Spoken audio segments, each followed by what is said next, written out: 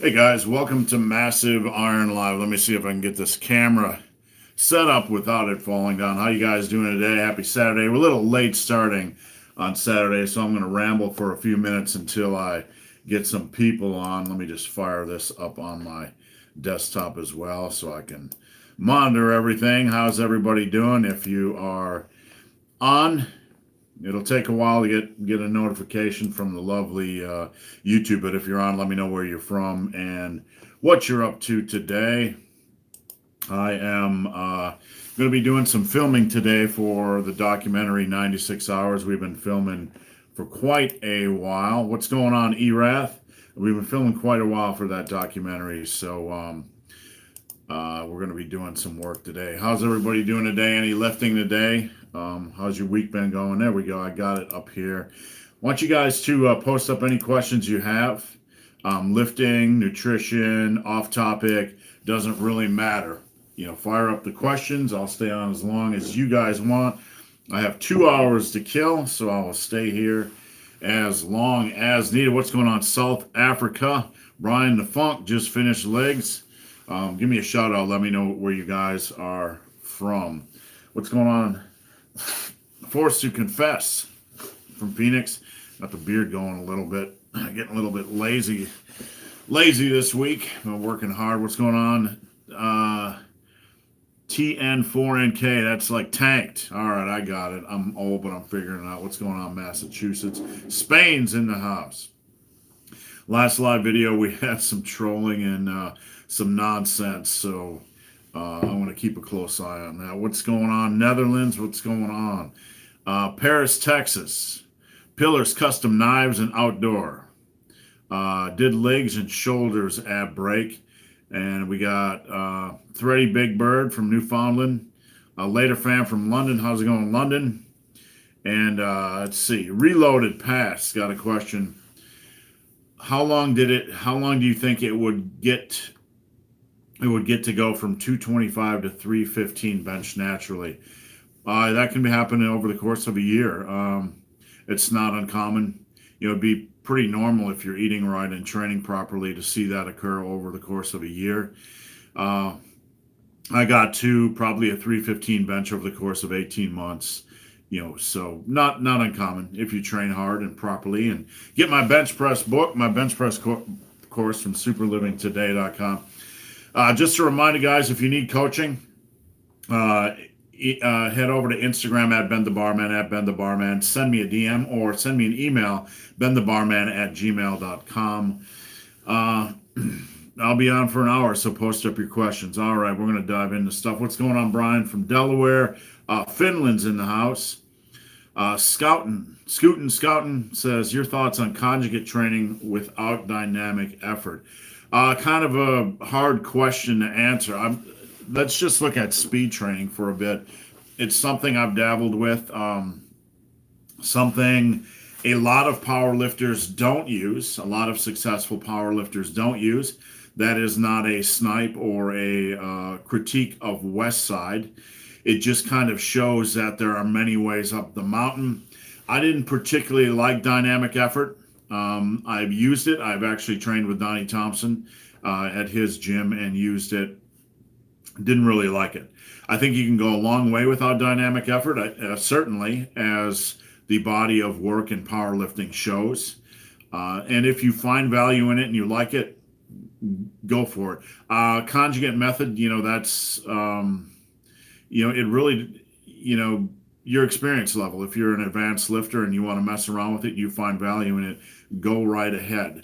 I am not a fan, personally, of swapping out different exercise variations and taking them to the limit.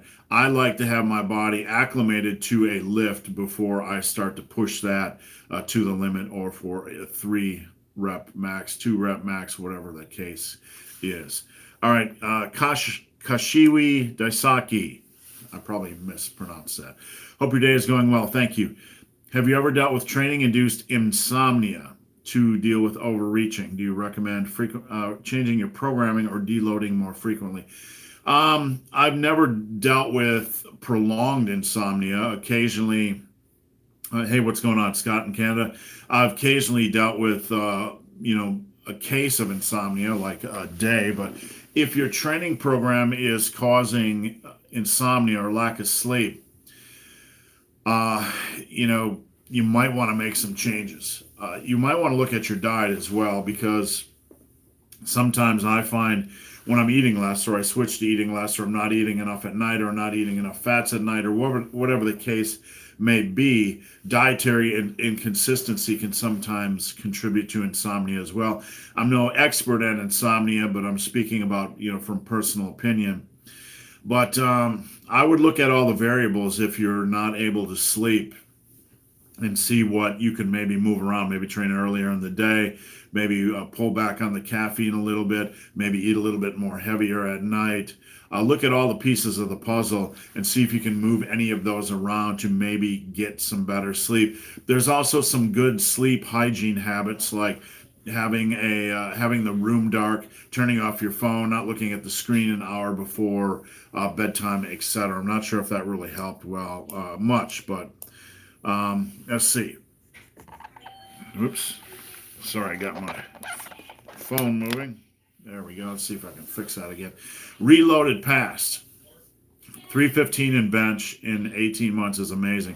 A little disencouraging when tons of people claim 315 natural is super difficult, impossible at a lean body fat. It's not just look, 315 and 315 in 18 months is sorry, my dog just got chased in here. You know, if I was training you, if I'm training somebody, it's you're probably going to get pretty close to that. I think a lot of us are capable of a lot more than they think. If you have kind of conflicting goals, where your goal is to bench 315 while remaining super super lean, that's what I would consider a more challenging goal, not an impossible goal. But the bench press, almost more than any other lift, responds to food intake. So if you're going to remain super lean, super light, you can certainly get the 315, but it might take you a longer period of time. In a normal case where you have a lifter who starts out and is gaining about a pound a month of lean mass, or a pound a month of weight, and they're trying to improve their bench press, it'll be a lot easier for that lifter to reach a 315 pound bench press. All right, guys, I want you to keep the questions coming. I'm going to stay on as long as you have questions, so please flood them up. I want to stress, because every week this is an issue. If I do not see your question, or if I'm not answering your question, I don't see it. YouTube can be very glitchy. And if I don't see your question, please repost it.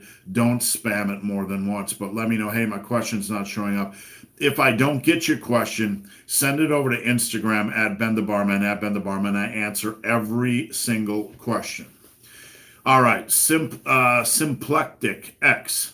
How big of a difference do you think that higher frequency training actually makes when it comes to hypertrophy?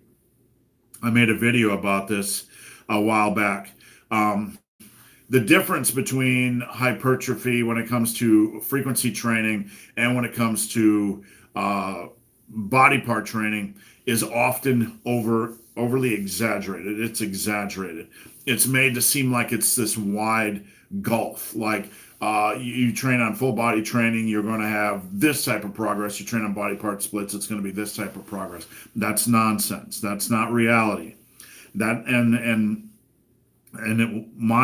my opinion is based on a huge body of work. Most of the lifters I've talked to over the years, body transformations, natural bodybuilders, they've gotten their gains on splits. I've gotten most of my gains on splits.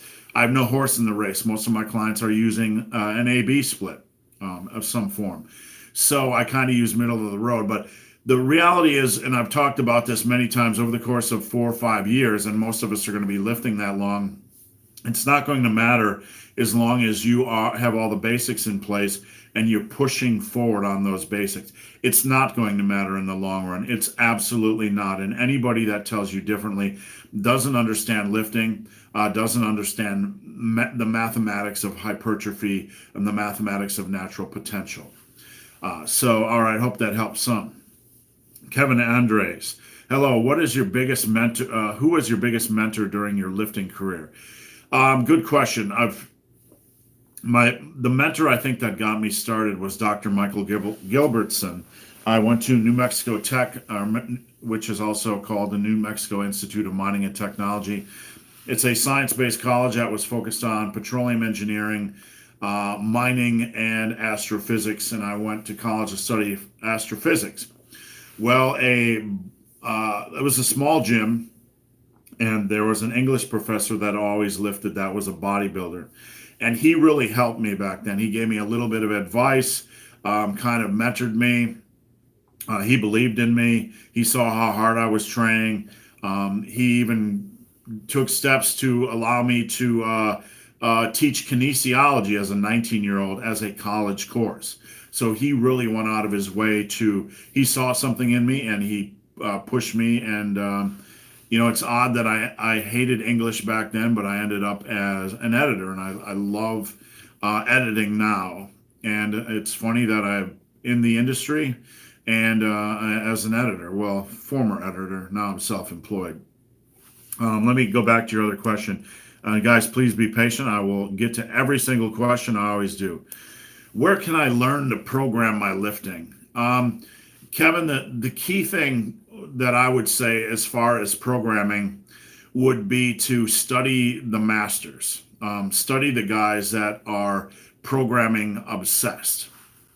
I come from a mathematical background. I come from a visual spatial type of background where I like to dig into the mechanics of programming, and that's kind of the foundation for my programming.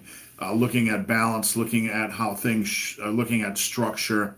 You really want to dig into guys that are into that, guys that are really guys that don't just have one program, guys that can produce a myriad of programs that are reasonable, and they can produce these programs for any number of clients. Like, one of the issues in coaching is that you'll often have a coach just give one program for everybody and say, basically, fuck you, here's your program.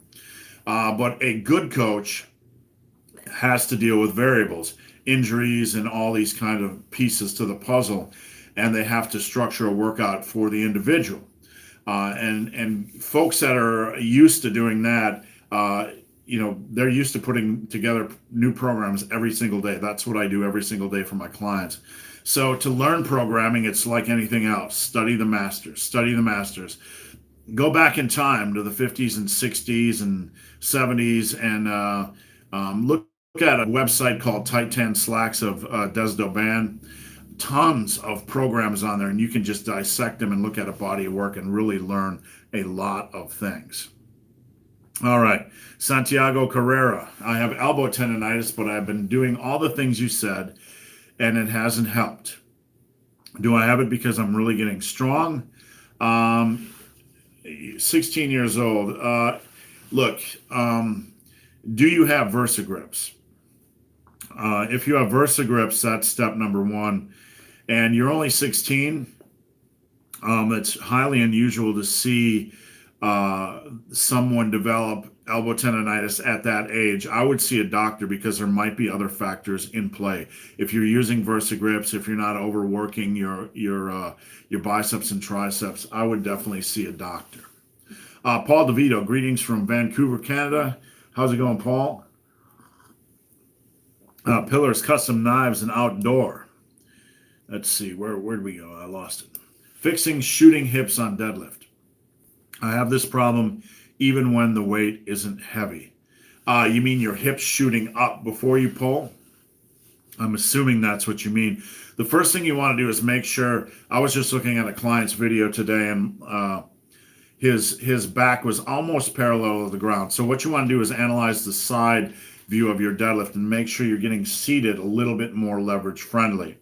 From that position, a lot of this is discipline. Don't pull on the bar, because if you pull on the bar, it's kind of have this chain reaction where you're going to jerk at the head and your hips are going to come up. Instead of trying to pull or jerk the bar off the ground, initiate with the head. Think about driving the head up. It might feel slower off the ground, but you're going to gather more speed. And while you're thinking about driving your head straight up, think about keeping your hips in a fixed position. A lot of this is discipline, but I hope that helps some. Braden Jukes, can you do too much? Excuse me, I got an itchy nose. Can you do too much rotator cuff work? I imagine so. Is supersetting it between pressing exercises enough? I really wouldn't want to target the rotator cuff while doing heavy pressing. I'm not an expert on rotator cuff prehab and rehab, but I would say that I'm sure there's some rotator cuff work that is done before, excuse me, that is done before a shoulder workout. And there is probably some rotator cuff stuff that's done after a workout, but I've never seen it advocated during a workout. I'm sure somebody out there does, but I don't see why that can be a good idea. Weakening the rotator cuff or weakening that link in the chain while you are doing heavy pressing. Is it possible to do too much rotator cuff work? Likely. Anything can be overworked or overtaxed. So I would just find a reasonable program or reasonable strategy. There are many reasonable strategies out there on the worldwide interwebs, and I would follow one of those. Benny Watts, any tips for someone with sleep insomnia? Do you really need 8 hours of sleep to make gains? Well, to answer your second question, no. Any parent can tell you that. And anybody that's been in the military and suboptimal sleep can tell you you don't need optimal sleep to progress. The body is going to, the body in the short run is pretty much going to give you what you need as long as your food intake is there. In the long run, things are going to break down with lack of sleep. Any tips for someone with sleep insomnia? Well, many things contribute to sleep insomnia. The best thing you can do, and I'm not an expert in sleep insomnia, but I can give you some sleep hygiene tips. You want to have a strategy. You want to go to bed at the same time every night. You want to plan this, okay? You want to have some sort of a plan. I don't know what's going on with my nose today, so I'm sorry. Like go to bed at the same time each night. Turn the light out at the same time each night. Set your phone down an hour before you go to sleep. Make sure you're not going to bed hungry because that's usually a recipe for sleep issues. And, try to have your mind clear and relaxed before you crash out. Deload, offload, all that stuff. Get some form of stress relief before you crash. Play some video games or watch an hour of a Netflix show, something. Again, I'm no expert on that, but those are some steps you can take. I would also recommend making sure some of the common vitamins we're deficient in, like D3, B12, that sort of thing, you got that covered. You could try melatonin. If you find that you are getting more vivid dreams and you're sleeping more deeply, so melatonin can kind of, help with that. I would consider that. And if you're having really bad sleep insomnia issues, you really need to see a doctor because sleep is something you do not want to play with, especially over the long run. Let's see. What do we have from Saeed? How to lose tightness of hamstrings. It's kind of a general question. I'm not sure why your hamstrings are always tight. Is it during specific exercises? Is it stiffness? If there's some form of persistent stiffness, you would have to see a doctor about that because that is not normal. The only thing I would recommend if you are constantly experiencing, sorry, I'm just itching myself, not trying to give you the evil eye or anything. If you're experiencing tightness and constant tightness of the hamstrings, you need not only see a doctor, but maybe take hot baths to loosen that sucker up, stretch it, do yoga, something to loosen that up. And you also asked, does having flat feet affect squats? I wouldn't think so. As long as you are adapting properly and adjusting properly, I wouldn't see how it would impact squats at all. I'm no expert on flat feet, but I'm just giving my opinion. I couldn't see why it would. Maybe if somebody has any more experience with that, they can chime in. Tom McGivern, I get your stance on splits, but when it comes to age, don't you think the bro split might be better? Oh, absolutely, for recovery. Absolutely, Tom. My answer was just a general answer, but over time, as we age, as a lifter becomes more experienced and the lifts get heavier and heavier, there are many reasons to switch to a lower frequency form of training. Recovery is one of them. Also, when you are benching 400, near 400, squatting near 600, deadlifting near 650, 700, if you're doing a full body routine, you got to slap on all those plates, do all those warm up sets.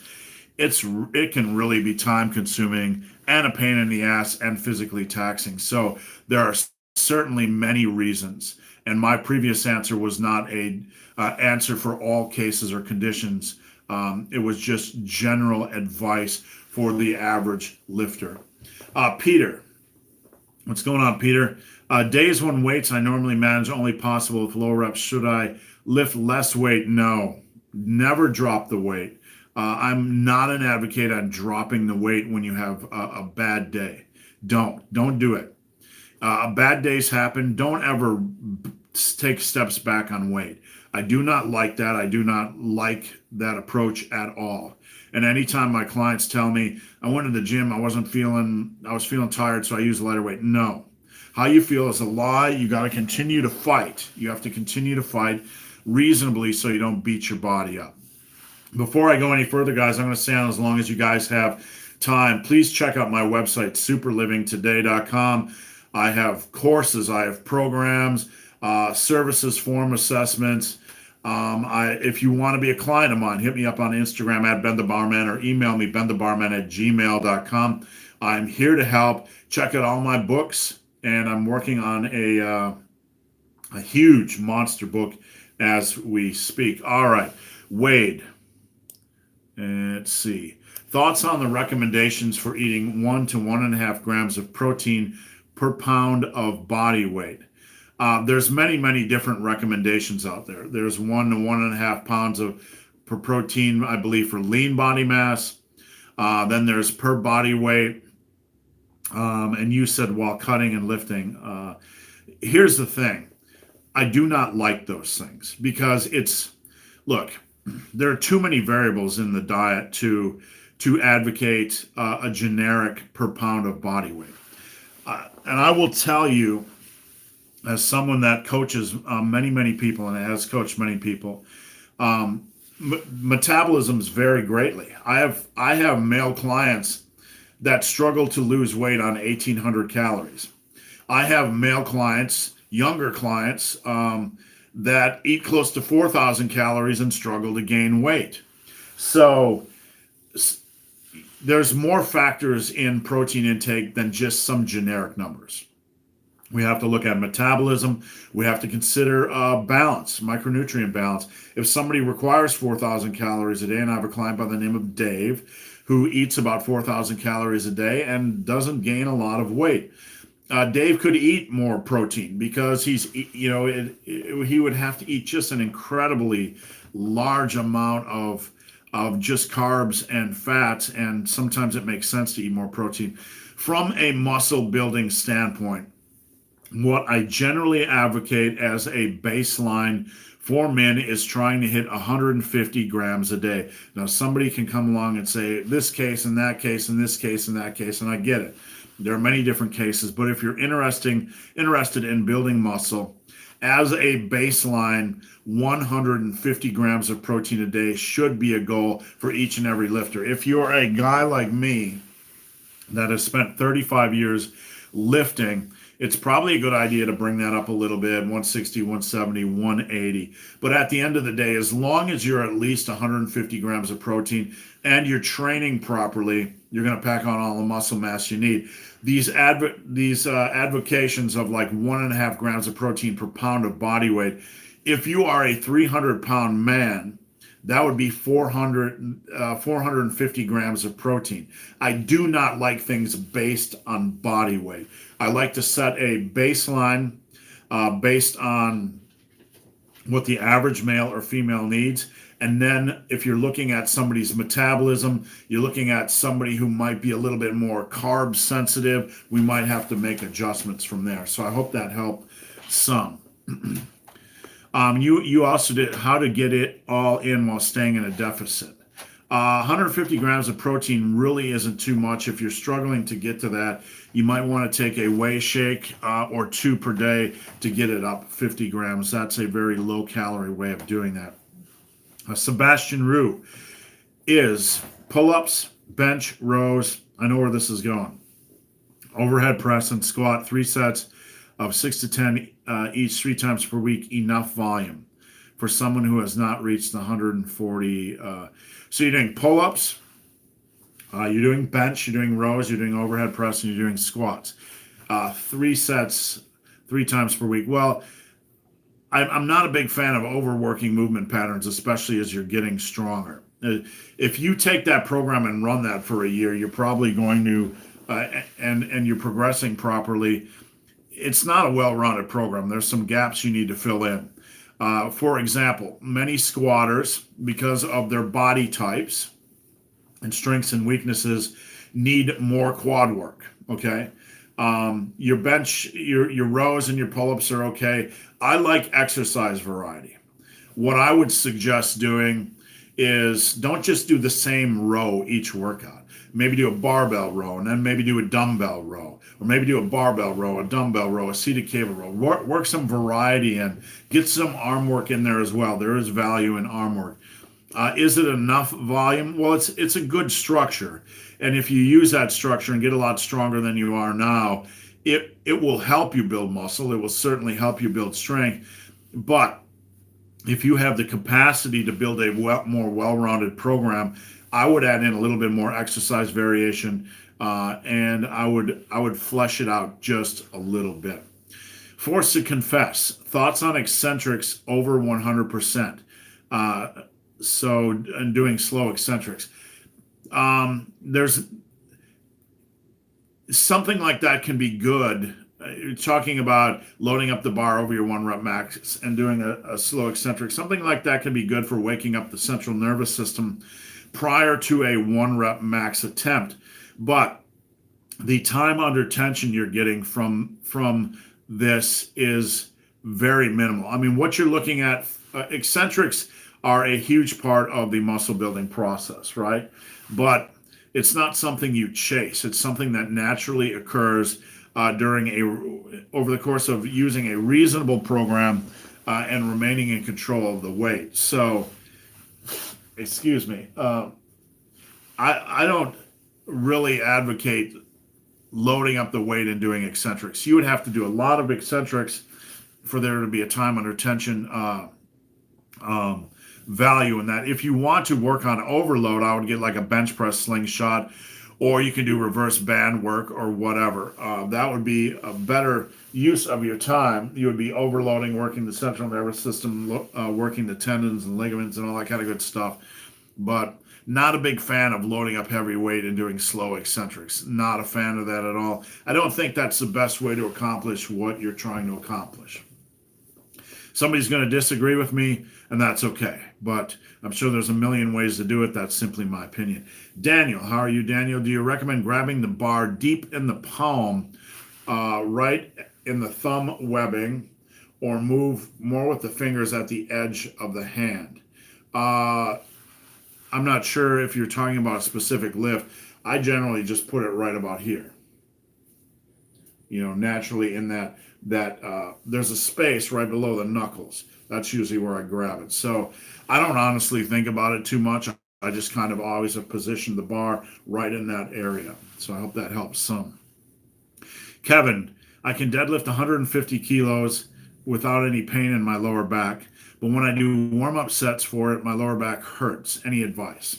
Thank you, Kevin from India. When you're doing warm-up sets on deadlifts and your lower back hurts, something is wrong. It's either an injury or you have really awful form, and not trying to poke at you, but you may need somebody to look at your form.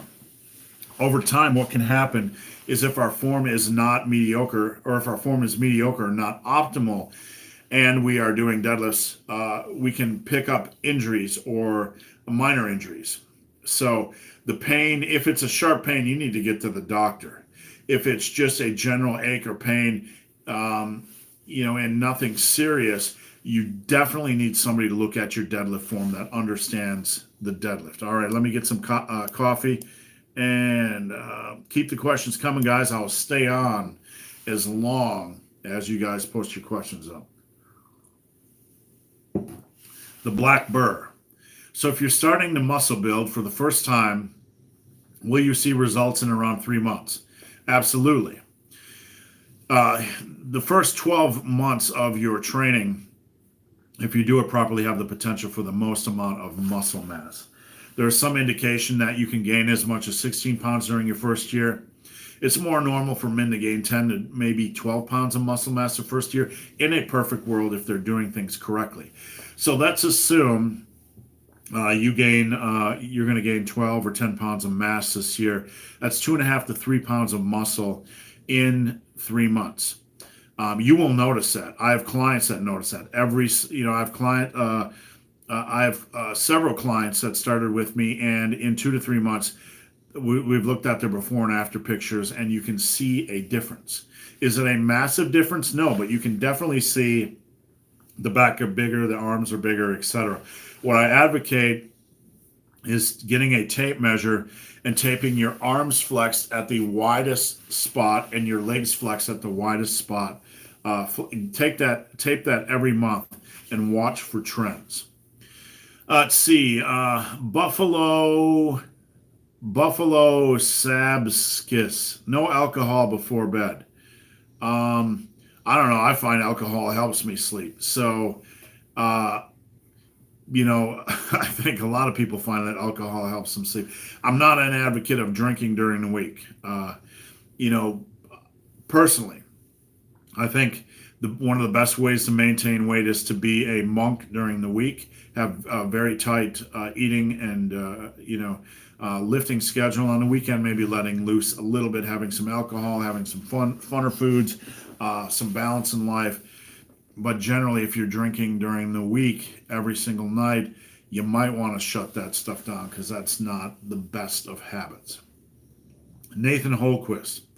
How strong should you be in the big 3 lifts before entering a powerlifting meet? And Nathan, I'm not being facetious here, but if you're breathing through your mouth, you should enter a powerlifting meet if you want to.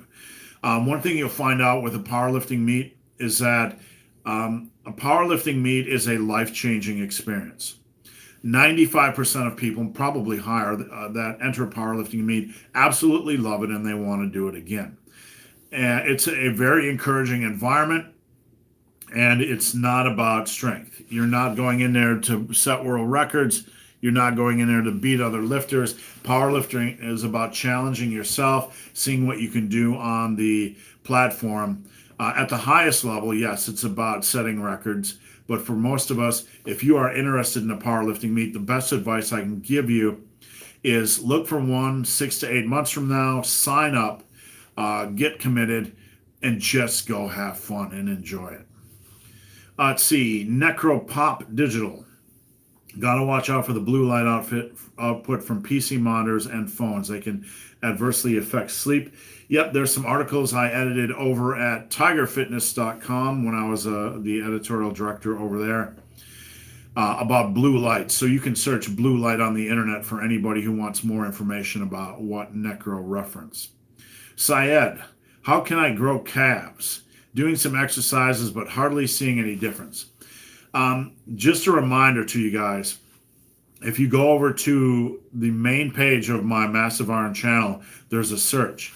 If you search calves, you're probably going to have 15 videos, and just go through them. There's all kinds of tips and tricks. If you guys are struggling with any muscle group, go to the main page of my site, or any lift or any issue. There's a wealth of information on my channel. Search that. And you'll get a lot of good ideas. Peter. Okay, we'll continue on the same way. Thanks, Peter. Good job. The black burr. Any recommendation for anyone trying to bodybuild while having kidney issues? Very good question. Generally, protein intake isn't an issue unless you have kidney issues. Then you have to be careful.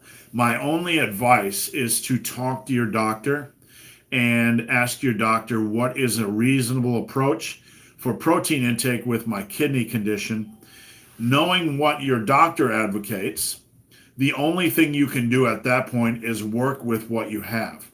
I will guarantee, though, if you have a kidney issue and you use my pillars, um, a focus on compound movement, a reasonable volume, a progression approach, consistency in training, consistency in diet.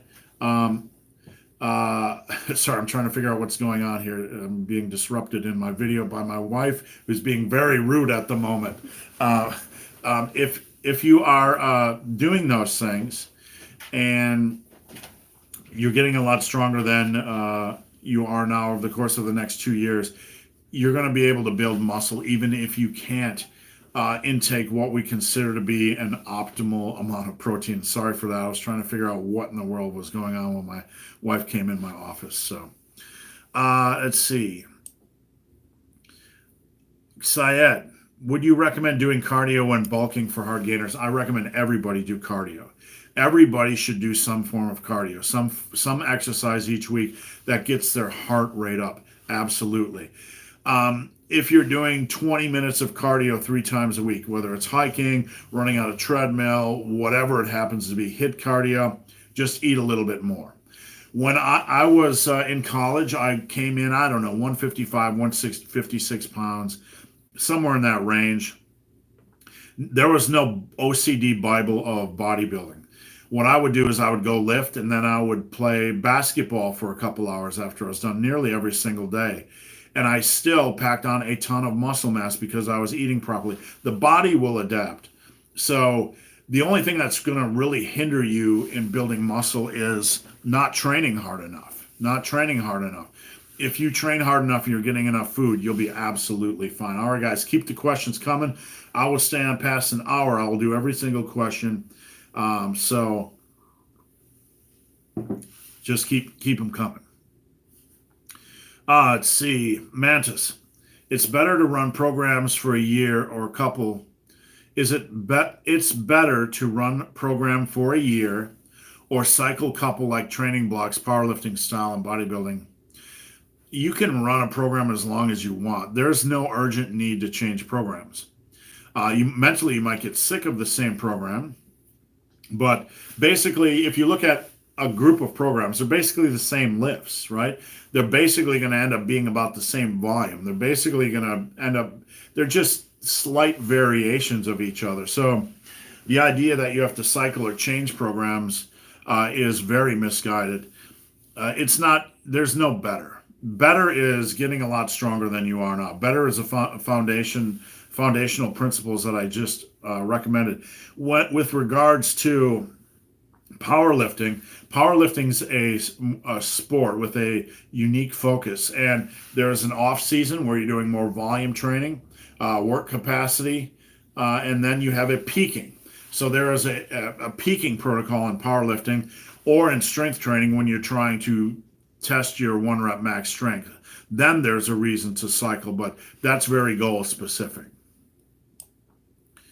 Let's see here. Syed, any exercises to improve bench, especially at the bottom and mid part of the bench? If you're struggling off the bottom of the bench, one thing we don't focus on in strength training enough is chest strength, other than the bench press. So there's exercises you can do to build chest strength. I would have a well-rounded chest strength protocol in play that doesn't just focus on the bench. One of the movements I like to do, for example, is the guillotine press. And this got a lot of bad rap because a lot of people don't know how to do it. But a guillotine press is basically an arms flared bench press, but you're not bringing it down to your neck, right? You're bringing it a substantial distance off the top of your neck. I found when I do a guillotine press like this, and that's an arms flared, when I do it for 3 to 4 reps of 10, that I could really feel the chest working. You could work in some incline dumbbell or bench work, some pause work off the chest. Dips, push-ups, just well-rounded. Basically, you want a well-rounded protocol over the next couple of years, and you want to get your calorie intake up so you can keep working on improving that bench as well. Sebastian, since I can only handle 15 sets per workout, should I switch my split from full body 3 times per week to push-pull legs 6 times per week to get more volume in? 15 sets per workout is plenty. 15 to 18 is a good range for the average lifter. Older lifter might be 12 to 15 or whatever. That's an okay amount of volume if you are making the most of those sets. So you can really use whatever program you want as long as you're focused on progressive overload. That amount of volume should serve you well.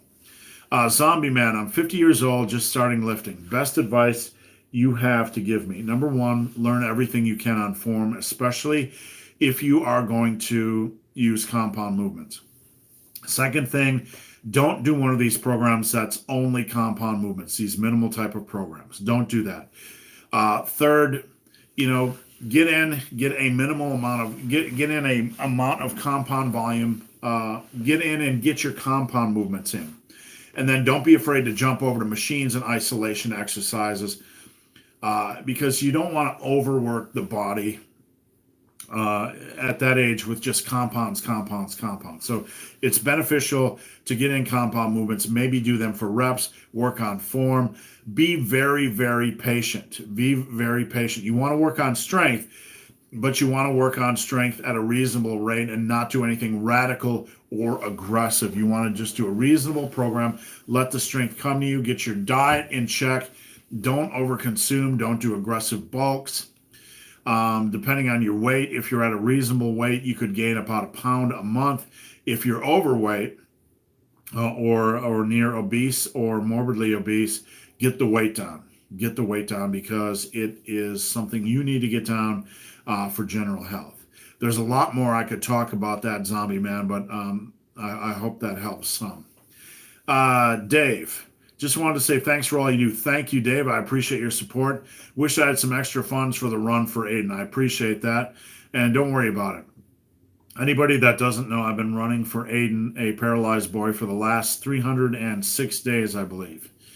And there is a website, run number 4, AIDAN. You can donate, and I would appreciate it. Nathan, thanks for the advice, big hairy ugly dude. Thank you, Nathan. I appreciate your support. Buffalo, alcohol makes it easier to fall asleep, but makes it harder to enter REM sleep. That one dude, where is this donate button I keep hearing about? Donate. I don't ask for donations, so I'm not sure what you're talking about. There is a button right below the chat window where you can support Massive Iron if you want to, but I work full time coaching clients, so I don't work through donations. Justin, if you're getting an efficient amount of protein, can you gain muscle in a calorie deficit? Why would you want to gain muscle? Why would you try to gain muscle in a calorie deficit? That's the question. Here's all you can control, okay? If you have extra fat, get the fat off, okay? Focus on a calorie deficit. What you have to focus on either way, whether you're in a calorie deficit or a calorie surplus, is training the same way. The same way I advocate in every video I make. So can you gain muscle in a calorie deficit? I've had some clients gain muscle in the calorie deficit, especially if you're a beginner. But, you got to remember your main goal is to get the fat off. So just focus on getting the fat off. It's not going to take that long unless you're extremely morbidly obese, but then you got bigger issues to worry about. So I hope that helps some. Tom, can the slingshot help a recreational lifter that wants to progress? Absolutely. The slingshot is something I recommend any serious lifter keep in their gym bag, at least for days when your shoulders feel like crap. You can get a little extra support. It's a good tool for the aging lifter as well.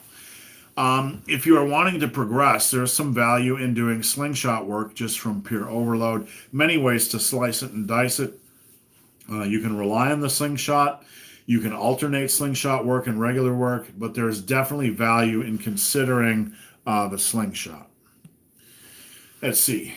And I always have clients who send me messages if you see me swiping during my videos. I'm not sure if they actually subscribe to my channel though. So, all right. The Black Burr.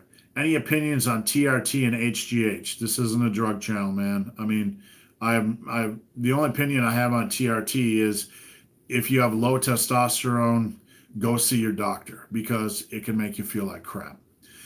Philo 68, warming up, and as far as human growth hormone, as we age, there's something that happens called somatopause, where our human growth hormone levels go like this over time. If you've ever seen a 70-year-old that just sleeps all day long, their human growth hormone levels are usually in the crapper. They have a hard time, their cells have a harder time recovering, and they're really, really struggling to recover, to have energy. So human growth hormone, we need to get our sleep nailed down. We need to nail down our diet so we can regulate our hormones. And that's really the only opinion I have. Philo 68, warming up and cooling down for a lifting workout. You know, when you get pretty strong, my warm up was always slapping plates, all the endless warm up sets to ramp to my first working set on a big lift. If you want to go in and do 5 minutes of a warm up on steady state, non-intense cardio, just to get your body temperature up, that's great. A warm-up, there's a couple things you have to consider. You want to get your body temperature up a little bit without fatiguing yourself prior to lifting. And and I assume that's what you're talking about because you're talking about warming up and cooling down. Cooling down, I've never done any cooling down stuff. I've never found value. Life is busy. If you want to do cooling down, stretching after a lifting session, and you have time for it, go for it. Is it required? No, I don't believe so. Can it be beneficial? Well, if you're a lifter that's getting a lot of muscle soreness, stretching a little bit can temporarily help. But, basically, if you're getting a lot of soreness, you're going to have to stretch. It's probably beneficial to stretch a couple times a day anyway. Buffalo, is it okay to lift twice a week in a super high intensity way while cutting? Well, it depends on what your definition of intensity is. Intensity in the lifting world can mean two things. It can mean intensity is the weight relative to your 1 rep max. So intense work in a lifting sense can mean heavy, really heavy work. Or it can mean doing a lot of supersets and drop sets and stuff like that. If you're doing super high intense work, why are you doing that? I guess the initial or superset in a superset high intensity way. You got to be focused on progressive overload. Either way, while cutting or bulking, and it really would depend on the program. It would depend on the program. Not to skirt the question, but I would have to see the program because there's a lot of good programs and a lot of bad programs. So, Dave, have you ever done Turkish get-ups? Dave, back when I had my website, muscleandbrawn.com, we had a lot of guys do Turkish get-ups. And I've tried, I think I tried one with Alan Roberts. They're very, very intense. And anybody that wants cardio that doesn't want to do treadmill crap and can't get outside, they would benefit from the Turkish get-up because it is a very intense, leave you sweaty on the floor type of exercise. And I've never done them. I wish I had time to do more stuff like that. But anybody that's interested should definitely Google search the Turkish get-up. It is a quality movement and a excellent form of core training and cardio. Sayed, who do you think will win the Arnold Classic? Honestly, I don't follow that stuff much. I'm so, focused on my clients that I just don't have time to follow it, to be honest with you. Aldner. Hi, I'm 50, eating calories around 3,800 calories a day. I split it up as 60% carbs, 20% fat, 20% protein. Still having a hard time gaining weight. Is it true that older men should eat more proteins? Well, if you're 50 and having to eat that amount of calories, I will say you have a freaky metabolism. I would not increase much more than that. the question I would have for you is, how is your training? Have you gotten a lot stronger over the last 6 months? If not, that's what you need to focus on, because that'll help you build muscle. And with that calorie intake, if you're just ravaging things in the gym and getting a lot stronger than you are now, you should be gaining some weight. Shiv, GVT or 5x5 for strength? Use one of my programs, Shiv. Hit up my book, Massive Iron, at superlivingtoday.com. GVT is more of a hypertrophy program, and I'm not a big fan of GVT as it is. There's some research that shows that a 5x10 is just as effective as a 10x10. Somebody will kill me for saying that, but that's the research, at least the latest research we know. And 5x5 is just a set and rep scheme. Strength is progression. So there's no magic progression scheme. Fuck Your Program is something I sincerely encourage you guys to search my channel for the video Fuck Your Program. There are no magic programs. So what you're looking for, Shiv, is basically you're trying to find out which program or which set and rep protocol is going to be best for strength. The best thing for strength is right here and right here. It's not in the programming at the level you're at. It is a focus on compound movements, having a progression approach and a reasonable amount of volume. And whatever program you use, if you apply this stuff, you're going to get a lot stronger. Philly the Killy says, yoo-hoo, thank you. Best program for power building. Again, there is no best program for power building. Search my channel for Fuck Your Program.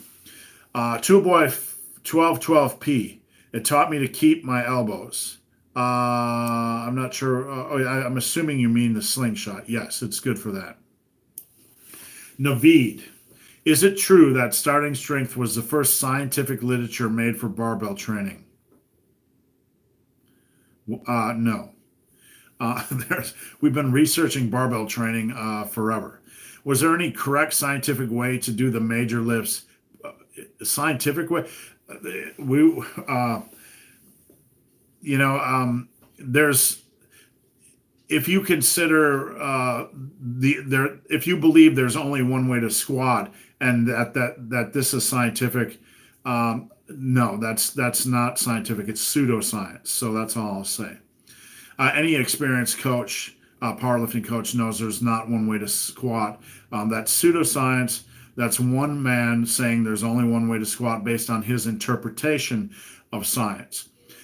Science looks at the body of work, and if you believe there's only one way to squat and you're not looking at the body of work, that's not science. Okay, that's like saying I believe the earth is flat, but I'm not looking at the body of work that is against that's supporting the other method. That's not science. That's pseudoscience.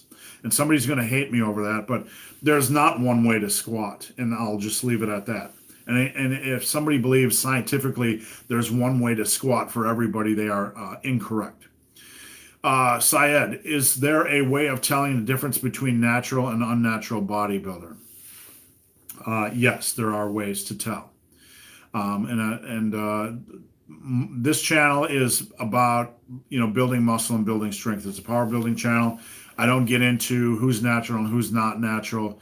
There are many videos on my channel about natural bodybuilding potential. The biggest question is, if you're looking at somebody and wondering if they are, they probably are. Too much protein gives me gout flare-up. Any suggestions? I don't know anything about gout. All I'd say is if you're eating too much gout and it's giving you a flare-up, I would not worry about it. I would just eat less protein and just focus on getting a lot stronger than you are now. Over the long run, you'll be fine. I guarantee it. Anchor, do you think the Colorado experiment was real? Anybody that muscle memory is real. So I will tell you that anybody that loses muscle, once you fortify a muscle cell, it is fortified for life. Okay? You're adding extra mitochondria. It's like building an addition onto the house. You can empty the house temporarily, but it'll still be bigger. It still has the potential to be bigger. So if you take somebody that was detrained and then you put them back on, into the gym, they're going to gain muscle mass rapidly. It's been a while since I looked at the Colorado experiment. I believe there's a mountain of bullshit around it, especially stating it was, I believe, not drug enhanced or some horse shit like that. Uh, Look, it's nonsense. Hit is shit, and I don't care anybody that tells me any differently. Hit is shit, and whatever the propaganda or whatever, uh, you know, how fast you gain muscle mass. I believe a lot of it was, muscle memory. Kashiwa. For somebody running a high frequency program, 6 day push pull legs, how often do you recommend going to failure? Never. You do not need to train to failure. I've made videos about failure before, and I'm gonna rehash it right now for you. Training to failure can be done on certain exercises, but it's not something you can say I can train to failure on all exercises. I can only train. It's not a debate. Should you train to failure? Shouldn't you train to failure? Each exercise has a unique set of demands. If you train to failure on deadlifts or squats, it's going to beat up your body. I can train to failure on barbell rows because on that last rep, things kind of really slow down and it's not really impacting my body.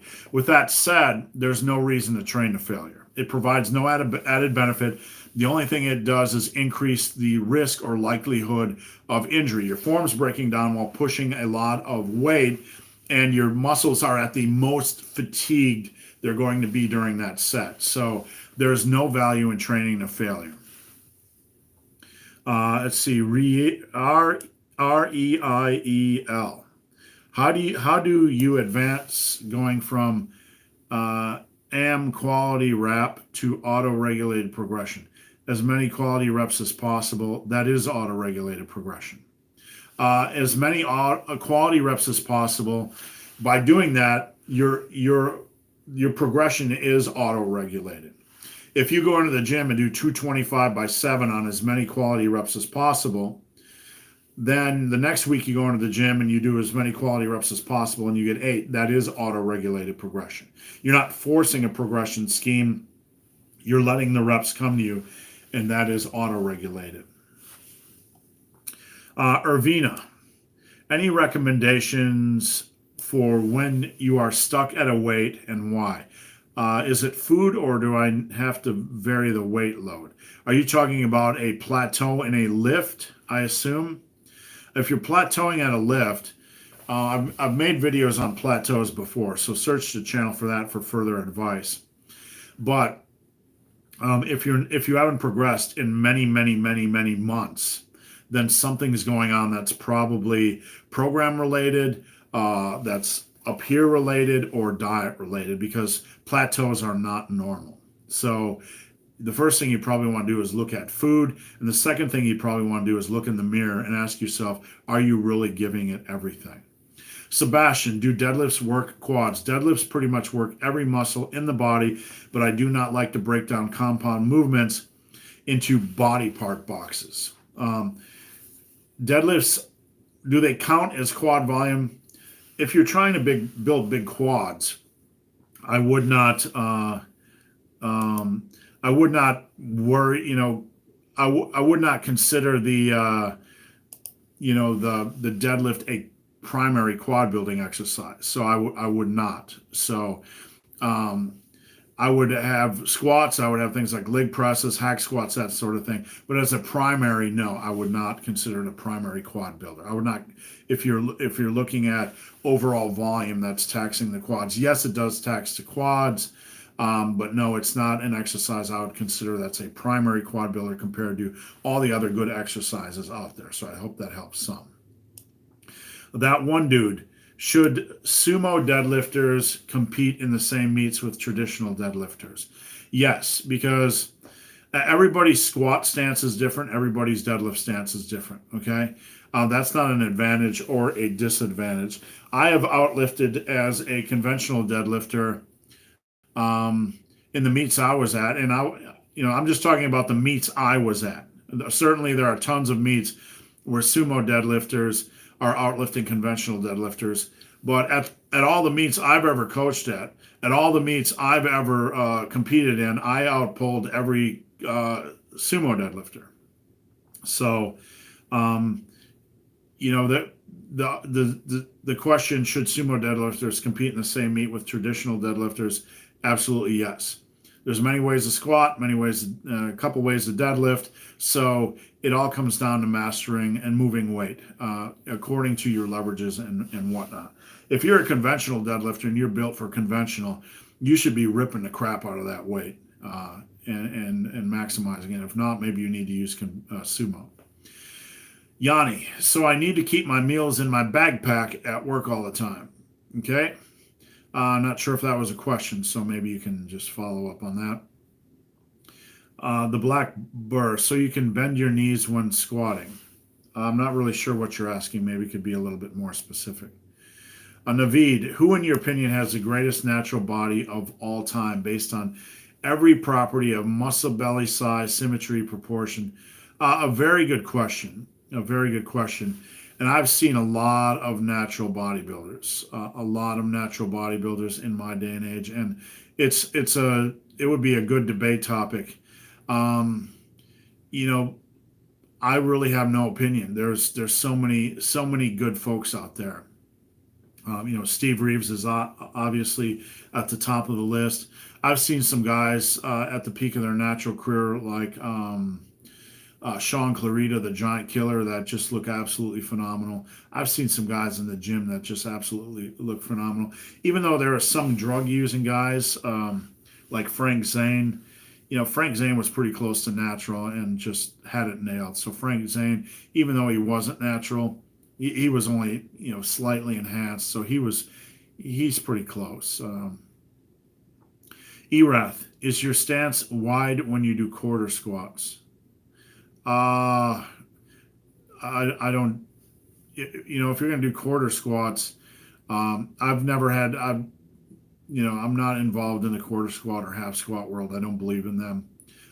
Not for what I'm trying to promote on this channel, power building. So you can do, when I do like good mornings and stuff like that, I advocate a wider stance. So, but not a question I really typically deal with, and I don't really deal with that exercise. Henry Aragon, I began working leg squats for the first time. I'm someone who never did legs. I can only do 65 pounds for 6 reps. Don't ever say I can only do. That's your starting point. A woman recorded me, I believe, to make fun of me. Should I report this? Yeah, anybody that's bullying you at a gym, you need to report. If somebody's videoing you at the gym, definitely tell them to stop. If somebody's videoing me, I'm going to go up to them. I'm going to say, what are you doing? And if they don't have a reasonable answer, I'm going to ask them if they'd like the phone up their ass. So if that doesn't solve the problem, then go to the people at the gym. Philo, my latest plateau was gang related. I'm not sure what you're referencing there. So if anybody could clarify if he's being rude, crude, or obnoxious, or just being silly, I really no idea what you're talking about. Duty thief. When you squat, do you bulldog your nuts, or is that too old-timey? I don't know what bulldog your nuts means, so maybe we're getting some stuff that's out of my knowledge base. So maybe somebody can educate me on what bulldogging your nuts means. Paul DeVito, should I push each set to failure? I answered this a little bit. No, you don't push each set to failure. Every exercise is different. There's no benefit to pushing an exercise to failure. All it does is when a muscle is fatigued and the form's starting to break down, all you're doing is increasing the risk of injury. That one dude, no mechanical advantage to sumo. I'm not going to get into this discussion. There's a mechanical advantage to every different, based on the lifter, to putting your squat form in a proper way that helps you squat best for your body type. If you're trying to get into a huge discussion about powerlifting, this is a power building channel, and strength respects strength, and I honestly could give a fuck if somebody uses sumo or conventional. Strength respects strength. And if you're getting, I don't know, but it sounds like your butt hurt. that somebody using sumo deadlifts more than you. Honestly, and I'm not trying to be rude, but I could give a fuck. Strengths respect strength, and there's only try, there's only do and not do, and I don't care. These discussions and debates, they're fun on the internet, but they're not the heart of my channel. And honestly, I could care less. I'm about the lifter and trying to help the lifter achieve their goals. Ankure, should one consider supplements for a beginner, like people say for the start year you don't have that much muscle to use them? Anybody that uses blanket black or white statements is a fool. That's just generally anti-supplement industry, like the supplement industry is evil type of talk. In Realistically, there are some things that we are deficient at generally, that some lifters tend to be deficient at, with, like B12. You could have a B12 deficiency. D3, you could have a D3 deficiency. You might be struggling to sleep, might find benefit from melatonin. If you are struggling to get in your protein intake, then there can be benefits to using protein bars and protein shakes. If you are having sleep issues, stress issues, work's kicking your butt, school's kicking your butt, life's kicking your butt, your girlfriend's keeping you up all night, whatever, and you need a pre-workout occasionally, there can be benefit to that. So really with supplements, it's a case-by-case basis. The problem in the supplement industry is there are a lot of supplements that are positioned as these magical muscle building powders, and anything that's positioned like that should be avoided because that is pure bullshit. There is value in using things like creatine, which is the most tested and understood muscle building supplement, muscle enhancing, strength enhancing, performance enhancing natural supplement in the industry. There are value to using that. Should you not use that as a beginner? Well, the only beginner that shouldn't use something, spend their money on something like that, is someone that's not training hard enough to begin with, because they're not going to get value out of it. So I hope that helps. Let's see. What's better for tall or min, sumo or regular deadlift? In general, from what I've done in coaching folks, taller people generally struggle with the squat, number one. But with the deadlift, sumo is generally a better option. But it depends on what is considered tall, what the arm length is, what the leg length is, all kinds of things. Really, when I'm working with somebody in the gym, I don't just look at, are they tall, are they short? I will look at how they deadlift, sumo or conventional, and just start with that. B60, underrated Bruce Lee. Not sure what your question is, or if that's just a general comment. Regarding Bruce Lee, there's a discussion, could Bruce Lee win a fight against Muhammad Ali, that sort of thing. I don't think Bruce Lee could win a lot of fights, but that's my opinion. Marcus, would an 18-year-old make faster progress than a 17-year-old? No. At that age, your hormones are running like a scalded dog.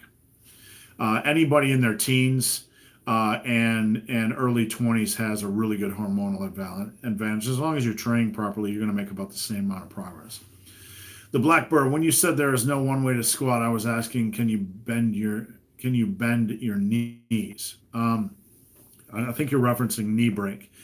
And yeah, the problem I have with squats is like you got guys that are like, should I bend the knees before I squat? Should I throw my hips back before I squat? It's a dance, and it should be natural. Knees bend, hips back at the same time. It's like a dance. That's the way I like to teach it, so I hope that helps some. Peter, got squats up to 140 kilograms. Is 200 kilograms possible? Absolutely. And I'm going to say this, that's only like a 440 squat. If anybody that gets their squat up to 3 plates or 310 pounds or 145 kilograms or in that range could certainly get to a 450 squat. Getting from a 450 to a 500 pound squat going to be a little bit more challenging. It might take time, but Peter is age 46. I kind of peaked. I think I was at my best around 49. So yeah, you can. 1,000 subs without a video. Thank you for skipping my question. I don't skip any questions. If you go back to any live video I do, I tell folks that YouTube doesn't always post all the questions. I don't see everything you guys type in. That's a YouTube glitch. Happens every video. And don't be a smartass about it, really. I don't skip any questions. And, I try to help everybody. I answer every question. I've never skipped any question unless it's rude, crude, inappropriate, or somebody's just trying to spam the live video. So post your question up. I'd be happy to answer it, but let's just remain mature about it. B60, too many people shooting videos at my gym. Yeah, I can imagine. Naveed, what do you think? Why do you think there is too much arrogance, ego when it comes to fitness? You're one of the few users who actually is humble without an ego. Thank you. I appreciate that. Well, I will say this. We live in an era that is where people can put themselves out there nonstop. And if somebody has a good body, they're constantly getting fed. They're constantly getting fed, right? Great job, great job, great job, great job. You're amazing, you're amazing, you're a god, right? And there are people that want to help folks, and there are people that want to put out content that is about them to get eyeballs. What I know, because I've been in the content industry for a long time, is that, if you want to help people, if you want to actually truly help people, if you want to build a base and a quality following, the content has to be for them, not about you, right? Not about you. The chase for fame and short-term views and likes and stuff, if that's what you want and what you're after, that's great. But in the long run, there's always going to be somebody that's going to come up behind you and replace you. In Hollywood, there's always going to be a better looking actor or a younger actor that's going to come on and take your job. But good content stands the test of time. And at the end of the day, what this is about for me, this is my legacy. This is my life's work. This is my passion. This is what I like to do. This is what I like to make a living off of. And I don't need to feed my ego. I have a good life. I came from a very poor background, a shitty background. My father was a violent alcoholic. I came from just hell. And every day I wake up and it's a blessing to be doing this for a living. And people need help, and I love to help people. That's just who I am. So why is there so much arrogance and ego? I don't know, man. I mean, people like that easy attention, and it can turn into fast money, but the problem is when you get these people that look good, that don't know what they're doing, they put out a lot of bad information. Saeed, when bulking, do I need to have 5 to 6 meals a day, or can I have 3 to 4 meals a day? It doesn't matter as long as your calories and protein are, in check. Just eat in a way that works best for you, as long as you get in your calories and protein each day. Naveed, do you feel Phil Heath looked better now when he was natural as compared to now? Honestly, Naveed, I don't even know what Phil looked like as a natural, so I can't answer that question. Alder. Thanks. Yes, high metabolism here. I train 4 days, upper, lower. So I would just continue to try to get strong at a reasonable rate, and I would not add more than 300 calories a day. Kashiwa, when you say don't train to failure, does that include going to one rep? No. Failure is failure. Failure is pushing a set to a form, pushing an exercise to the point where your form breaks down. What I advocate on this channel is pushing each set to the point where your form wants to break down. That's when you stop the set, because there's no value in going past that. Dave, do you have any recommendations for increasing the depth of a squat? Many. The first thing is to check out my video, Pick Up the Quarter. That's a good foundation on how to work the squat without a bar on your back. Most people, when it comes to depth issues, they're not opening their knees enough. Their knees are a little bit forward, or they don't have their knee angle matching their foot angle. If your foot angle is like this and your knee angle is inside, it's going to kind of work as a braking system. Okay. Very few people have their foot angle like this and their knees way outside of their feet. It's usually the opposite. So usually depth is a matter of, are your knee and foot angle the same? And a lot of it comes down to just naturally having your knees open enough. If you want to send me a video on Instagram, DM at Ben the Barman, I'd be happy to take a look at it. Grim Player, is 6 40-minute high-intensity cardio sessions a week too much? No, it's not too much as long as you are eating enough and training properly. 6 cardio sessions a week is a little bit, you know, I don't want to call it extreme. I like to have a couple rest days in during the week, but if you're feeling fine and your strength is going up, just continue to pound your calories and you'll be fine. The body will adapt. B60 supplements always help. Everyone could use to supplement something. I would tend to agree. Things like B12, D3, probiotics, vitamin K. There's a lot of things people could possibly benefit from.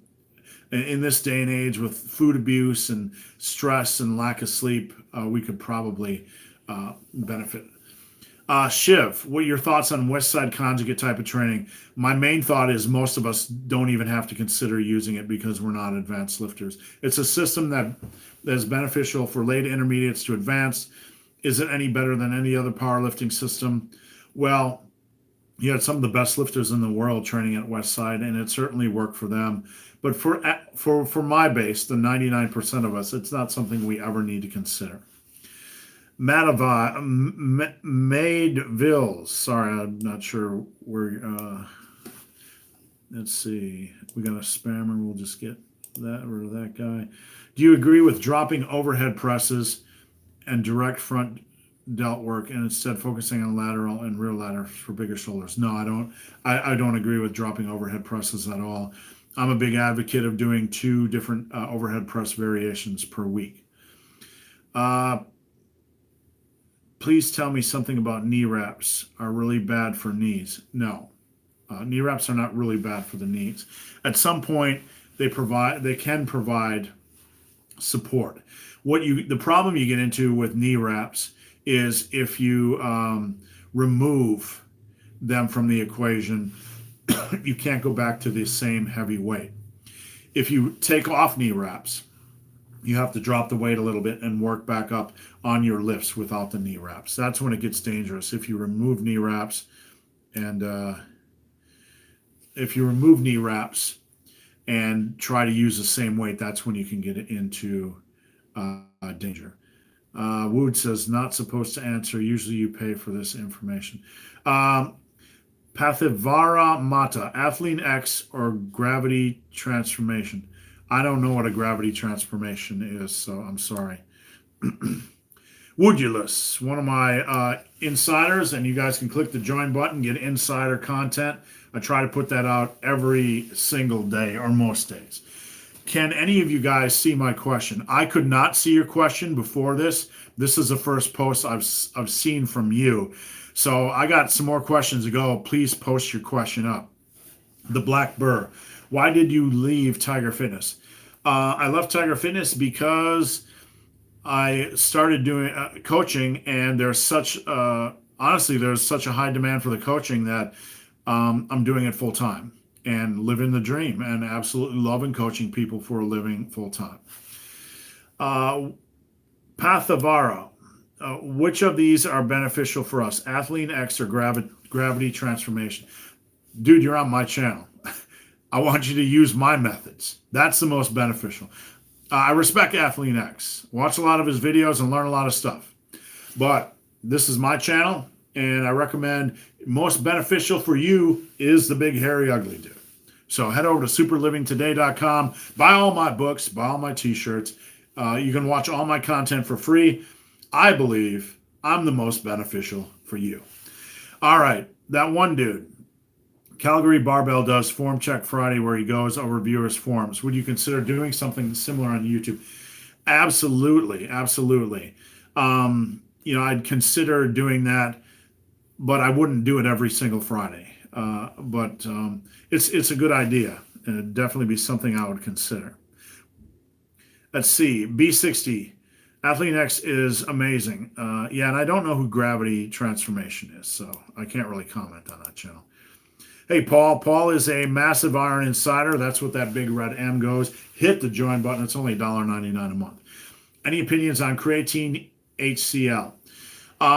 As somebody that has worked with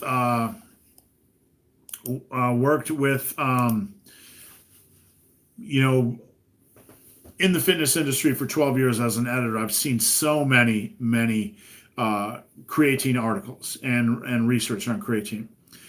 In my opinion, creatine monohydrate, there's no reason not to consider it still at the top of the list.